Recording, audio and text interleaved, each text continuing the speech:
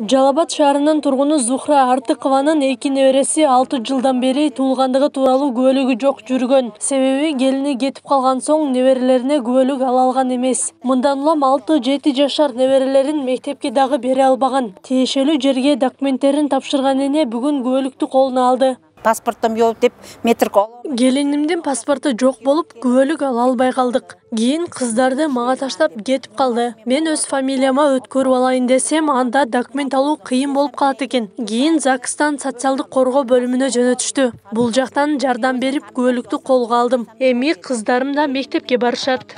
Мунусунан сурасам, Жалал Абад шаары боюнча 6 баланын туулгандыгы тууралуу күбөлүгү жок. Булардын арасынан бири үй шартында төрөлгөнү айтылды. Эми алардын аты жөнү туулган күнү жылы такталган соң шаардык соттун чечими менен гана күбөлүк алышат. Ал эми былтыркы жылы кала боюнча 22 балага туулгандыгы тууралуу күбөлүк берилгени маалымдалды.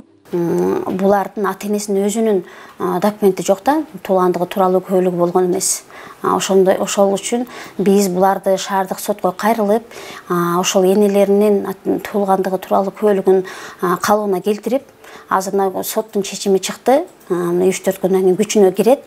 Күчүнө кирсе, биз энелерине документ алып, паспорт алып, туулгандыгы тууралуу күбөлүгүн калыбына келтирсек, анан кийин балдарына күбөлүк алууга мүмкүнчүлүк жаралат. Жалал Абад облусу боюнча жалпы 2021 жылдын башында туулгандыгы тууралуу күбөлүгү жок балдардын саны 223-тү түзгөн. Анын ичинен 80 балага документ берилген. Учурда 143 баланын туулгандыгы тууралуу күбөлүгү жок. Бул эми негизинен ата-энесинин паспорту жок 6 бала, мигранттардын ата-энеси мигрант болгон 27 бала, турмуш шарты оор үй бүлөнүн балдары 20, ошондой эле Өзбекстан жарандыгы бар ата-энеси 2, Тажикстан жарандыгы бар 1, ал эми башка себептер менен 88 бала бүгүнкү күндө туулгандыгы тууралуу күбөлүгү жок. Сузак районунда 42, Нокен районунда 29, Алабука районунда 19 баланын туулгандыгы тууралуу күбөлүгү жок болуп, алдыңкы 3-түктө турушат. Күбөлүгү жок балдар мектепке барууда, медициналык жардамдарды алууда кыйынчылыктарга кабылаарын адистер айтып келишет.